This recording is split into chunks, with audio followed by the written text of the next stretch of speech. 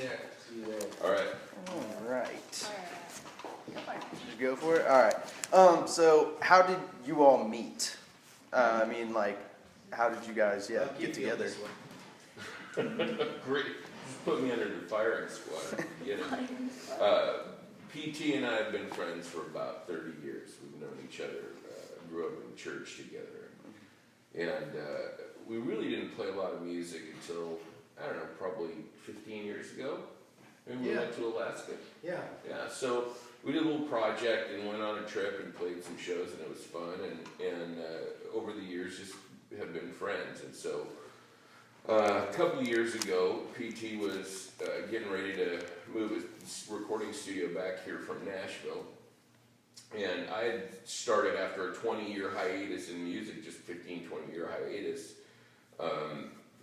starting to write songs again. And we got to talking a little bit about it and thought maybe I'd make a record at some point. And we started listening to some songs.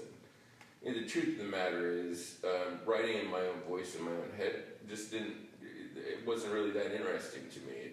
Everything sounded flat. So Patrick and I wound up going back to Nashville with him when he moved his studio back here, and we drove across the country together. It took, a week, 5-6 days, so it was a quick trip. And as we drove, as guys do, we started sort of waxing about what ifs. What if we started writing? What if we made some music together? What if our paths are crossing at this time for a reason? And so we decided we would discipline ourselves and spend a little season of time writing together. We wrote, I think, 2 or 3 songs and figured we were ready to conquer the world. It went pretty well. And we wound up putting together a kind of a ragtag band for a show out at the Jade Lounge. Or Jade? Yeah, I think Jade. We played, I think, 3 original songs and about 7 covers, but one of the guys that came out to play with us that night was Scotty, and he was someone that Patrick had recorded with in the past and kind of knew from friends. And, well, kind of. Scott was kind of an acquaintance that had been playing in bands around the area for a while, and so I sort of just cold called him one day. I'm like, "Hey, Scott, this is Patrick. I've got some songs and you want to play?" Can I play some music? Yeah, he came out. It was so awkward. I really didn't know you. It was awesome because I was like, hell yes. I'll absolutely play music with you. It's so funny. And Patrick knows all these guys from his years in the business. So I show up for one rehearsal with the drummer and one rehearsal with the gal who sang with us. Had never met Scott until, hey, you guys are on in 10. Great. Hey, Scott, I'm Buck. How you doing? And went up and played a show that was, in my mind, it was epic, because I hadn't played a show in like 20 years. It was probably okay. But Scott came to us afterwards and approached us outside. PT and I are outside having a conversation. Man, do you think this guy would really play with us? Scotty comes in. He's really good. He's so good. and he comes down, he's like, man, I really want to play with you guys. And it was like, okay. We met you on the street. Because it's genuine music. Yeah. It's real music from the heart. It's not it's not like made up to be something it's not. It's fun, good music. I was ready to jump on board. That's awesome. Yeah. So the 3 of us started rehearsing, and a few months later, we didn't have an actual drummer. We didn't have a drummer. And that's where Joe comes into the story. Yeah, Joe. Patrick and I were standing in front of Low Bar one night, and this homeless man Jesus approached us and let us know that what did you say exactly? It was awesome. Yeah. I wish I could remember what it was for. I don't know. And then there was like somebody told me that I should be your drummer. Something like that. Yeah. It was pretty. Yeah. I was like, hey, someone told me I should play drums with you. Yeah. And Patrick and I. What do you say? Well, it started because of hearing about Patrick because of the Vector thing you're in. Oh yeah. Then having mutual friends that say, I need to meet you, and I wanted to meet you anyway. And then my friend Nathan was the one who was like, they're looking for a drummer, and they have trouble finding people who can just play quarter notes, basically. so you just gave yourself the job. So, I can so do this. it's harder than you might imagine. I'll take him for the team. All right. Patrick lives here, and I always see him out on the street here on Washington, so it's like, oh, there he is. So I'm going to walk up to him and, I don't know what I said. Yeah. Anyway, he's a It's fantastic drummer. Yeah. I think I was supposed to be your drummer. Well, and PT. Well, yeah, we didn't know him. I mean, so we're like, well, okay, we have to check him out. Maybe you should come to one of our shows first to see what we're about. So he came to one of our shows. And he's like, yeah, cool. This is great. We go to he plays in like 75 other bands in Portland. Hey. But one of them is the Wanderlust Circus, and so he invited us to a Wanderlust show at Dante's, and we walk in the door, and it was like champagne and M80s, man. It was epic. That's a good one. So yeah, we started rehearsing and played our first show fully as a band in August of this year, and yeah, it's going great. Love these guys. So how did you guys come up with your name, The Pearls? That's Where's you. it coming That's from? me. Well, I don't know. I'd had that name rolling around in my head. I didn't know that I was gonna I'd been in other bands previously, and then I'd stopped for about 7 years to just get into music production and engineering. But I always thought, man, that'd be a cool band name. You know, I think we all want to play as big of a, the Yeah. goal is to play as big a show Right. as you can for, as many people as you can. Hopefully everybody likes it, Yeah, I mean, mostly just have fun, make music, Right. and create, and play for whoever wants to listen, whether it's in a backyard. Like some of our best shows were like backyard bonfires where we just True. grabbed our instruments and started playing. And it's still hard to beat sometimes, Yeah, Um, those are awesome. yeah. Yeah, so you guys said that you play for whoever wants to listen. Do you guys have like a mindset of who you're trying to play for? Or are you like Like a trying to demographic? gear Yeah. your music Our- towards anyone? It's pretty We wide. want just the cool people to like us. Obviously. You say that around here. Well, I'm not nearly smart enough to have had a plan for this, but I will tell you that the demographic has surprised me Yeah? considerably. Yeah. The Yeah. demographic at a It's typical really wild. Pearl show, say it's an all ages venue, will literally be from multiple 1, 2, 3, 4, 5-year-olds and their parents to Best our To dear, our parents. blessed favorite fan, John, Oh yeah. who Oh, lives down John. at Smith Tires, or Smith Towers. He's 86 years old, There and you he go. refuses to miss a show. I mean, so and it's really widespread and well represented in between the 20-somethings, young creatives, around this town anyhow, have really adopted us and come to our shows and sing along and dance.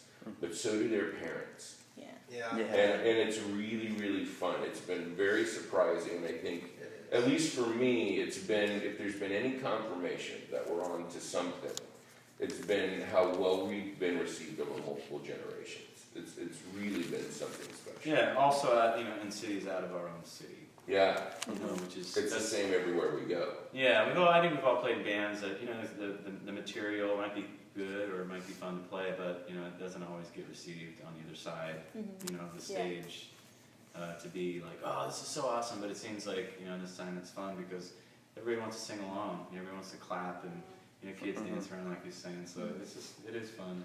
It's fun to see the reception be taken really well. So. Yeah, cool. And Yeah. all we're trying to do is tell our stories. And if people find a moment of joy in participating with us, it's just, we're paid back a million times. Well, if our stories are boring, we just write fake ones. We just about make it. new ones. Of course. That's a luxury of writing. Yeah, exactly. Yeah. Yeah.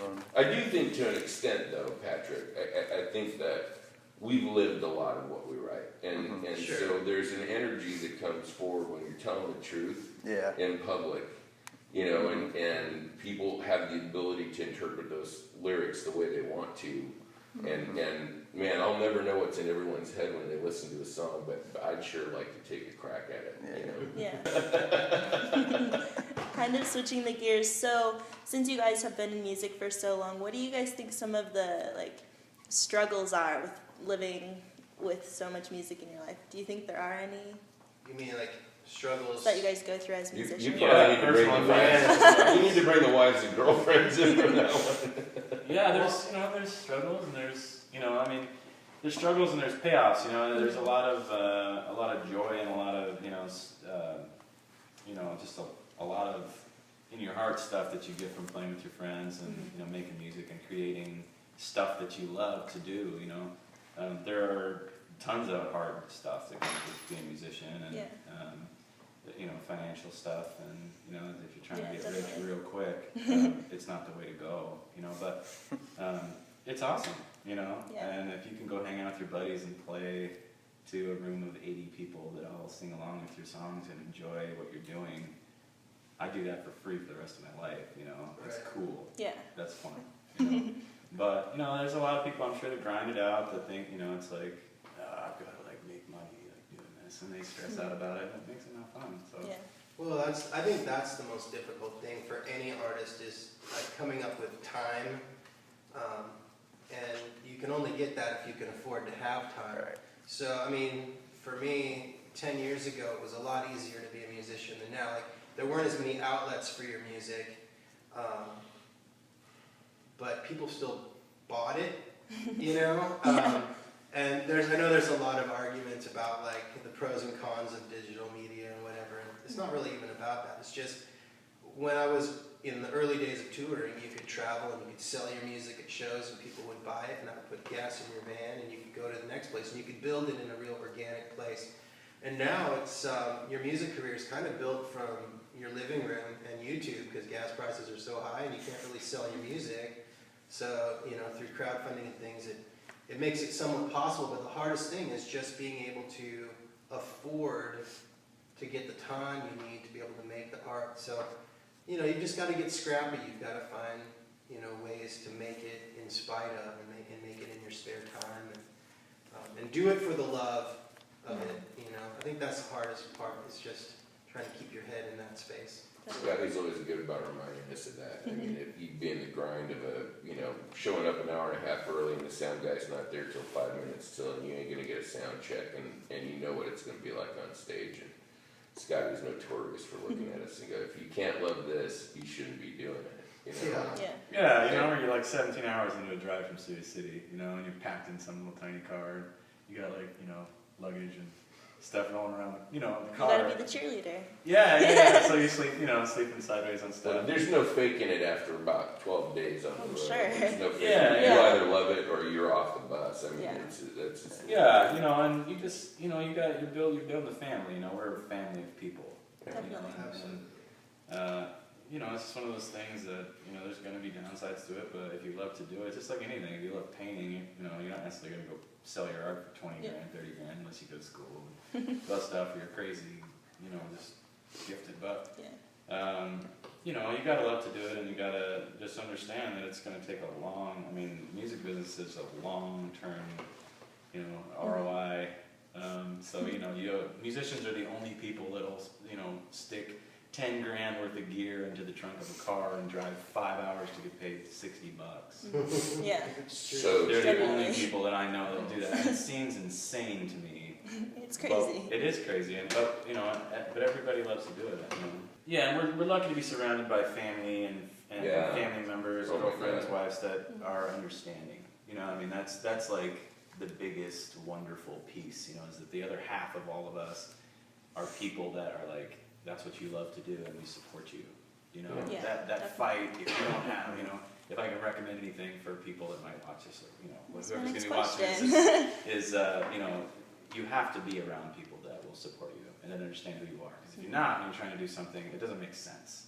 Yeah. You know, you got a girlfriend that's like, why are you packing up all that gear into a car to drive Yeah. over whatever? You know, Well, that's look- a battle that you know you don't really want to win. So. for every hour every one of us puts in, there's someone else putting in 2 hours scrambling to cover the turf that we're not covering.